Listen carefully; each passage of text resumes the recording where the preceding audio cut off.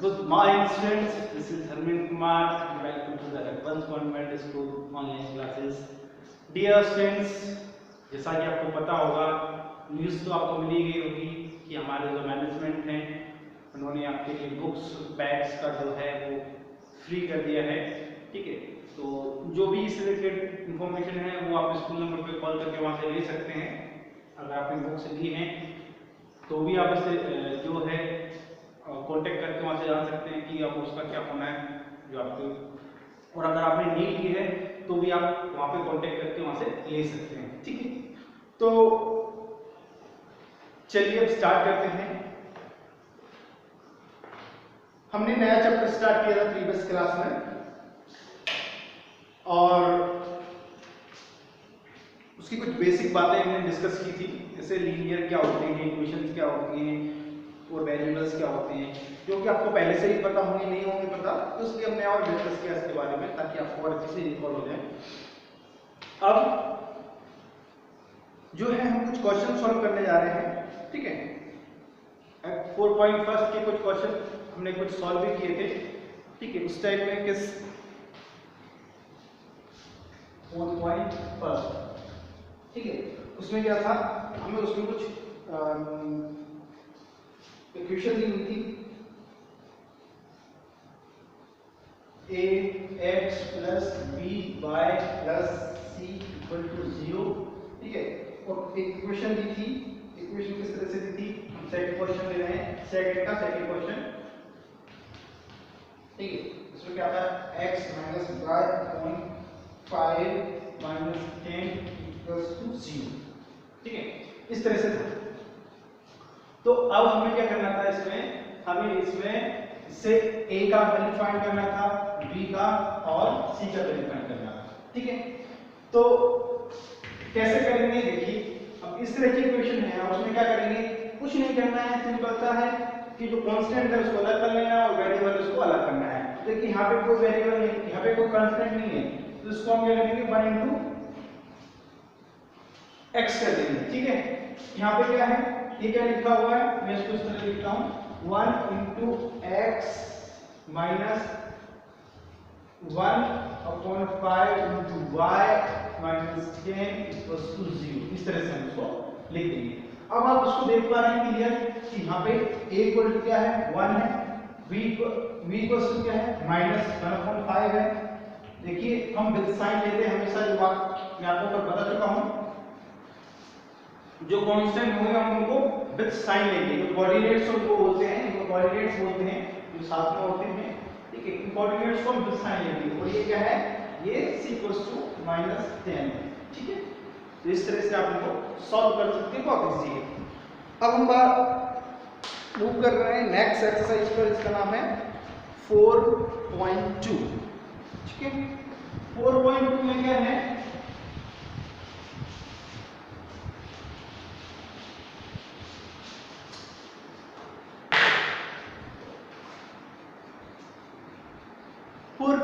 First question देखिए आप,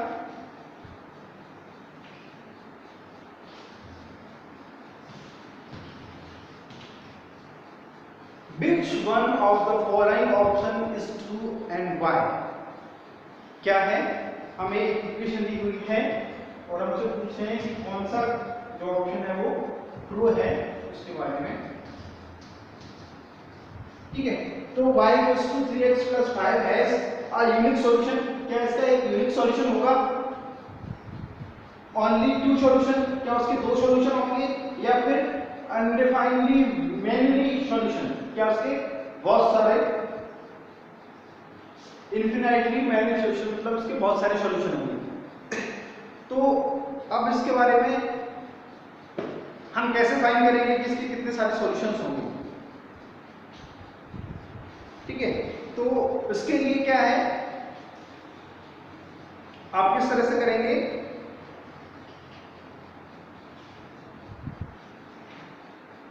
वो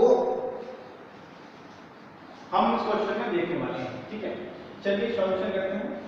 सॉल्यूशन नहीं, कुछ एक मतलब समझ जाइए आप इस तरह से, y = क्या है, 3x + y।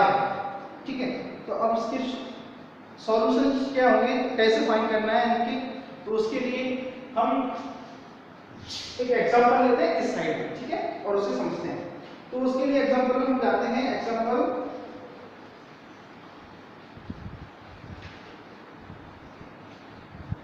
3 पे, ठीक है। एग्जांपल 3 पे आप देखेंगे तो क्या है, क्वेश्चन देखिए, find 4 different solution for the equation 2x + 2y = 6। हमें इसके जो सॉल्यूशन है वो फाइंड करना है, ठीक है। तो अब इसमें हमने क्या किया है, x = 2 और y = 2, इसमें by inspection x = 2 and y = 2 is a solution because for x = 2 and y = 2। क्यों, इसमें हमने x और y जगह हमने क्या रख दिया, 2 रख दिया, ठीक है।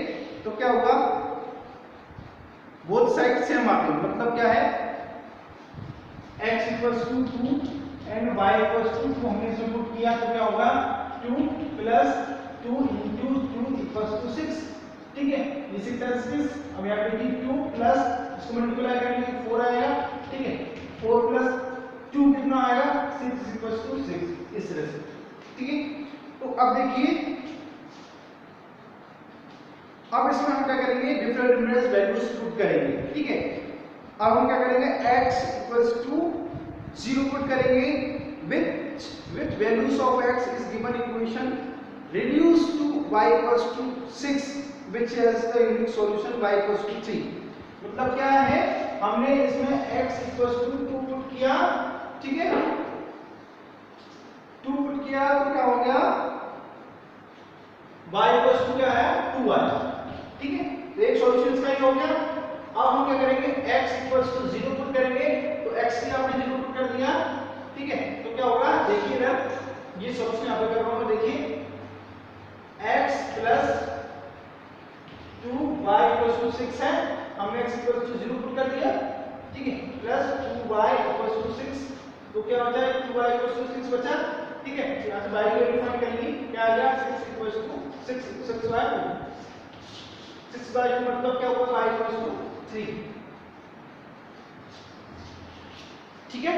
मतलब क्या है, कुछ नहीं है, जब हमने 0 पुट किया तो हमें क्या मिला, 3 मिला, ठीक है। इसका सेकंड सॉल्यूशन हो गया। इसी तरह हम क्या करेंगे, अब हम इसी तरह क्या करेंगे, y = 0 रख देंगे, मतलब सिंपल से वैल्यूज पुट करेंगे, ठीक है। जब हम एक वैल्यू पुट करेंगे, जब हम इसकी वैल्यू पुट करेंगे तो हमें इसकी वैल्यू मिल जाएगी, इसकी वैल्यू पुट करेंगे तो इसकी वैल्यू मिल जाएगी, ठीक है। तो इसी तरह से हम क्या करेंगे इसके, तो देखो अभी हमने क्या किया, y = 0 पुट कर दिया, ठीक है। तो क्या हो गया, ये पूरा 0 हो गया, ठीक है। अब क्या बचा हमारे पास, x = 6, मतलब क्या हुआ, हमने जब y = हम y को रखते हैं, यहां पे रखते हैं, और हमने थर्ड चैप्टर में पढ़ा ना, तो ये y का कोऑर्डिनेट होता है, ठीक है। और 6 यहां पे मतलब ये x को रिप्रेजेंट करता है, y को रिप्रेजेंट करता है, ठीक है। इसी तरह ये x को करेगा, ये y को करेगा, ये x को करेगा, ये y को करेगा, है ना, इसी तरह से, ठीक है। तो इसी तरह से ये कोऑर्डिनेट्स करते हैं। तो हमें भी क्या करना है, इसमें कुछ नहीं करना है, सॉल्यूशन कैसे फाइंड करते हैं, क्लियर हो गया आपको, ठीक है। अब हमको क्या करना है, अब ये देखना है हमें कि अब यूनिक सॉल्यूशन कैसे देखना है, और 2 सॉल्यूशन कैसे देखना है, और इनफाइनाइट सॉल्यूशन कैसे चेक करते हैं, अब हमें उसके बारे में डिस्कस करना है, ठीक है। इसका मतलब क्या है, हमें अपने क्वेश्चन के बारे में डिस्कस करना है, ठीक है। तो चलिए क्या कैसे देखेंगे,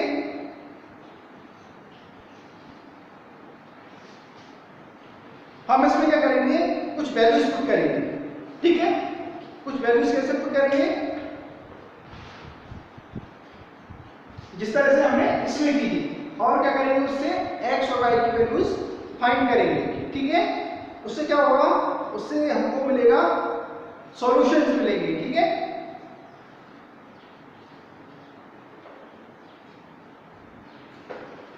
ओके,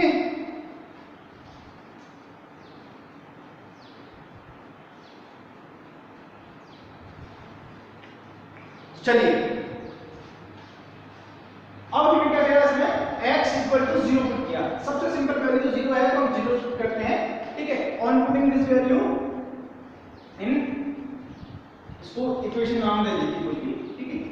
क्या होगा y equal to 3 into 0 plus 5 क्या होगा, ये 0 हो जाएगा तो y इक्वल टू क्या आएगा 5।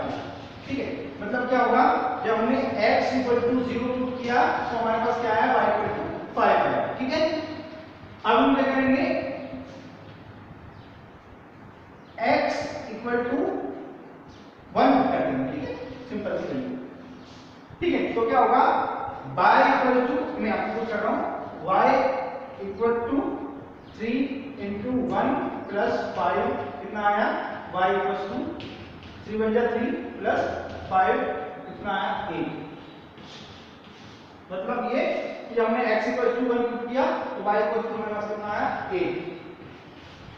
ठीक है, अब हम क्या करेंगे कुछ वैल्यूज y की रख के देखते हैं क्या होता है। ठीक है, तो हमने कुछ वैल्यूज y की रखी, मैं इधर का इसको रख करता हूं।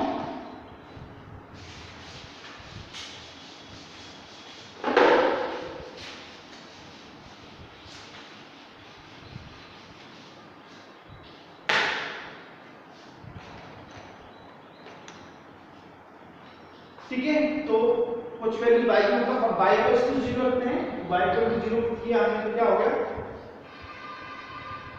तो 0 इक्वल टू y की वैल्यू पुट कर दिया 3 इंटू x प्लस 5 तो क्या हो गया, इसको हमने इधर ट्रांसफर कर लिया। ठीक है, प्लस का माइनस का हो जाएगा। ठीक है, तो -5 इक्वल टू 3x। ठीक है, अब x को सेपरेट करना है तो हमने x को 3 को इधर ट्रांसफर कर लिया, क्या हो गया हमारा x इक्वल टू क्या होगा -5 अपॉन थोड़ा सा इससे बढ़ा दीजिए, क्लियर नहीं होगा तो इस तरह से मैंने इसको उधर कर दिया ट्रांसफर नहीं किया, मैंने उसको थोड़ा आगे से लिख दिया।